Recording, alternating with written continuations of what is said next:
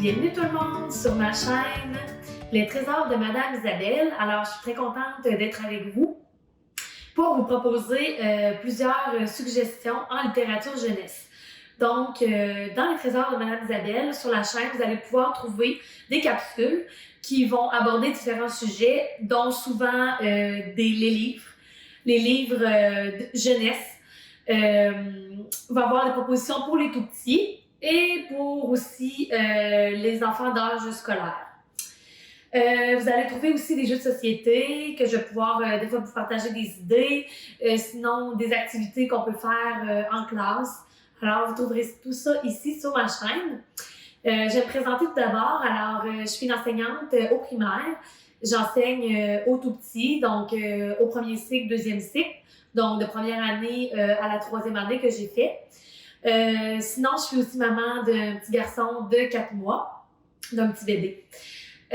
Donc, ça me fait plaisir d'être avec vous et je vais commencer sans plus tarder avec la capsule d'aujourd'hui qui porte sur les livres-jeux. Donc, les livres-jeux, qu'est-ce que j'entends par livre-jeu? C'est un livre qui a la possibilité de faire une interaction avec les enfants. Donc, l'enfant a à trouver quelque chose ou à donner une réponse, à faire des hypothèses. Et c'est toujours des jeux qui ont un immense succès auprès des enfants et qui nous permettent de vivre de beaux moments avec eux. Donc, je vous présente le premier livre qui est 12 oiseaux de René Robitaille. C'est un livre que vous pouvez jouer avec les enfants au jeu du téléphone.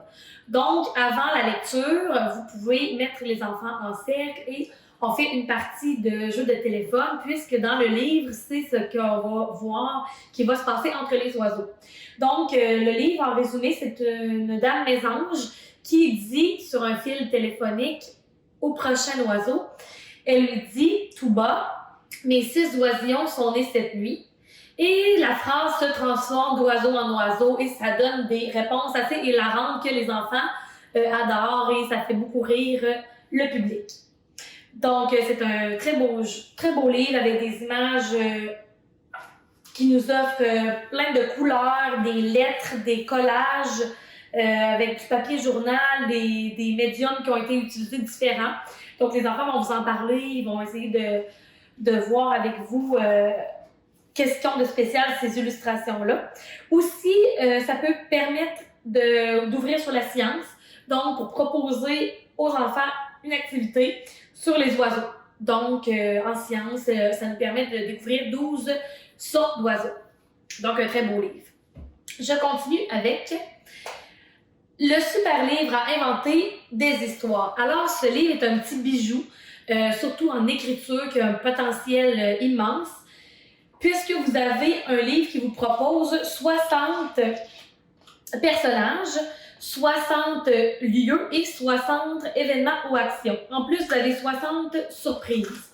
Donc, ici, vous avez, par exemple, les personnages, les lieux, l'action et les surprises. Donc, ça peut donner quelque chose comme un dragon. Le lieu, c'est la maison d'un ogre. L'action, c'est une promesse. Et la surprise, il y aura une couronne dans l'histoire.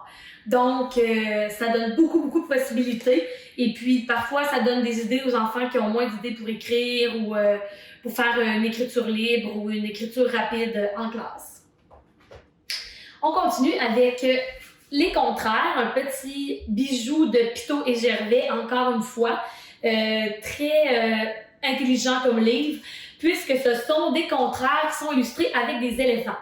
Donc, si vous avez, exemple, devant, derrière, donc avec l'éléphant, c'est illustrer le contraire. Vous avez tout simplement qu'à faire, si vous voulez en classe faire une activité, coller une petite bande de papier pour cacher le contraire et les enfants doivent trouver le mot qui est illustré. Ça permet d'enrichir le vocabulaire aux enfants, des enfants en fait, et puis ça donne parfois des illustrations très recherchées qui font beaucoup rire les enfants. Donc, ça leur fait creuser leur ménage pour trouver, déchirer, exemple, et recoller ici.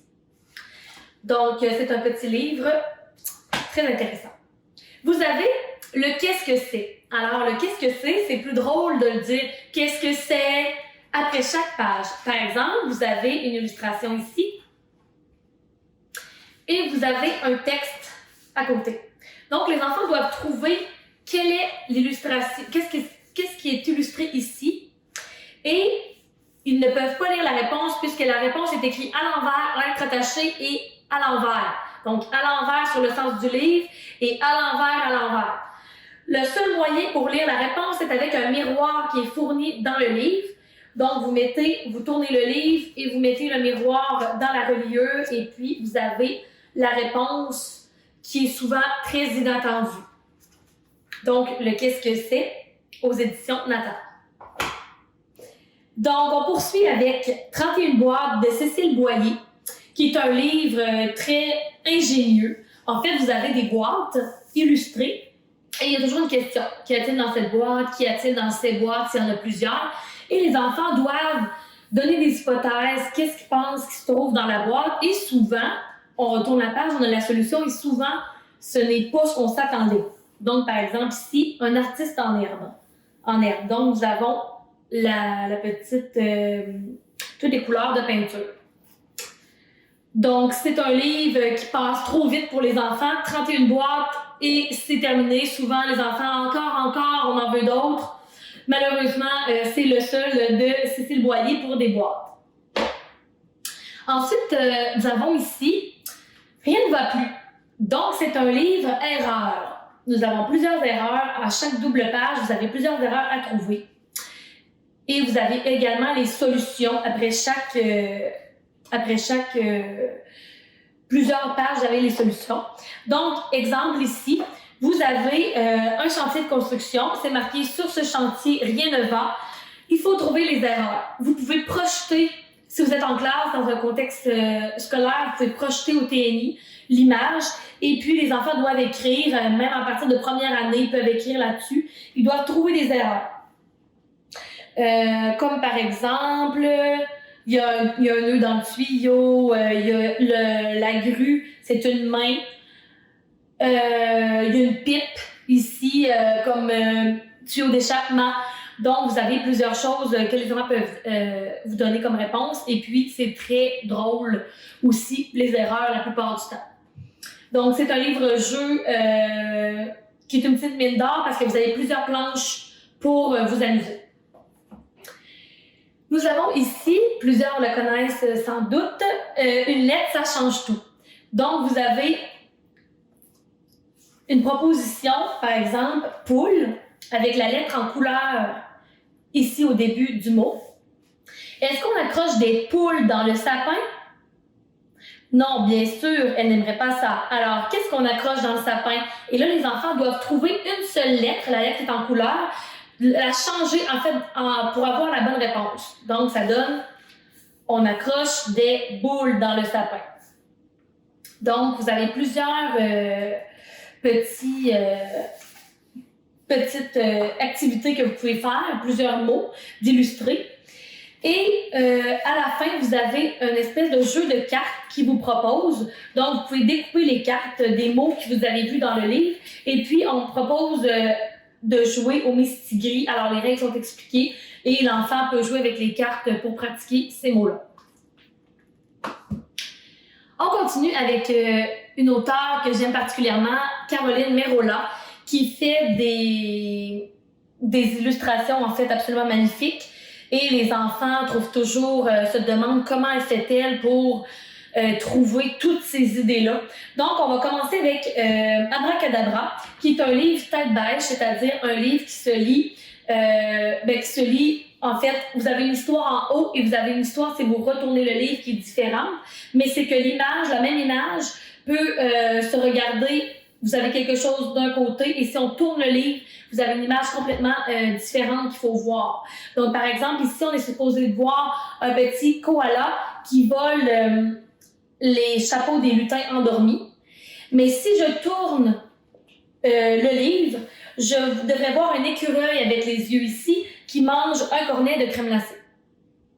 Donc, c'est superbe, c'est un travail extrêmement minutieux et c'est un livre très original qu'on ne retrouve pas beaucoup dans nos bibliothèques. Donc, les enfants se l'arrachent tout simplement.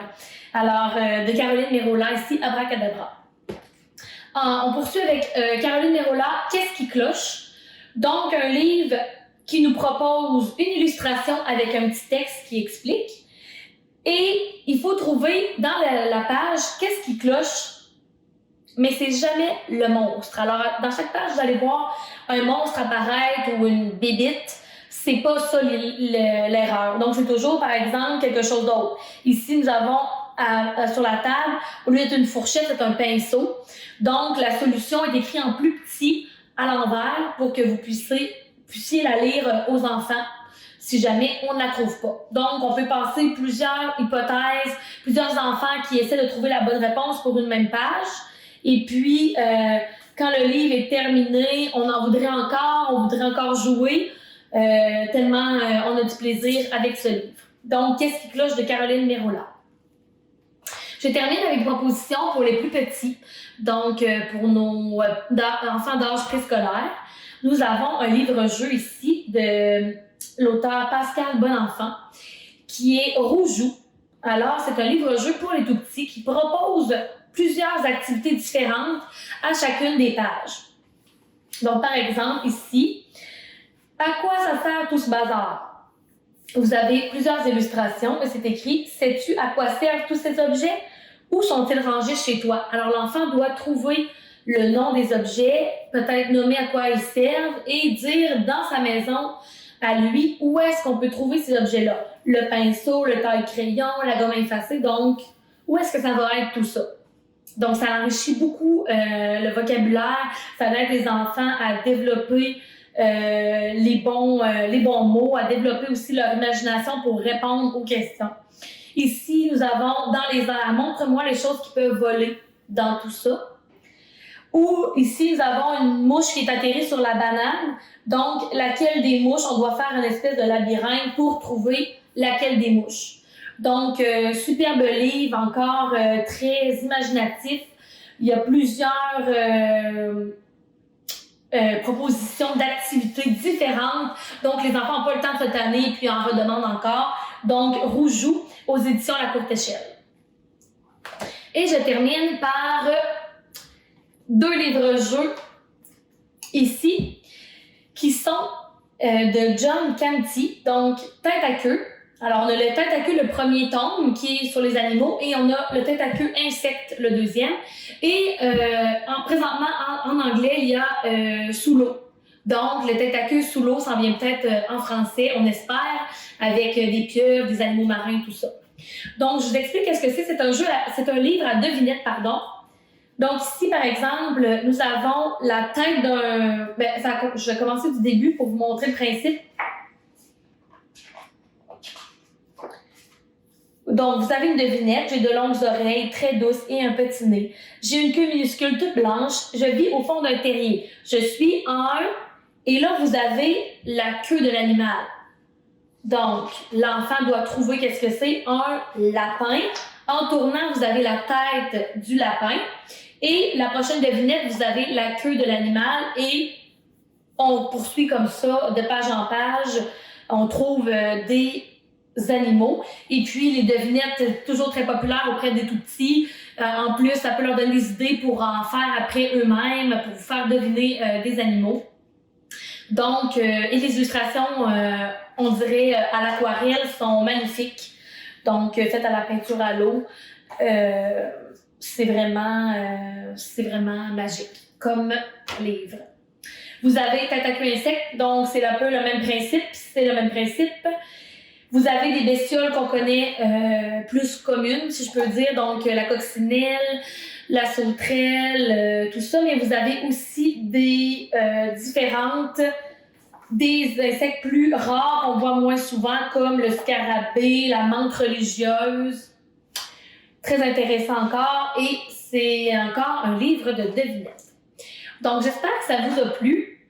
Je laisse tous les liens en bas du vidéo. Vous allez avoir tous les liens pour vous procurer les livres. Ils sont tous disponibles. J'ai fait les vérifications. Et je vous revois bientôt dans une prochaine capsule en espérant vous transmettre ma passion pour les livres jeunesse. Merci, à bientôt!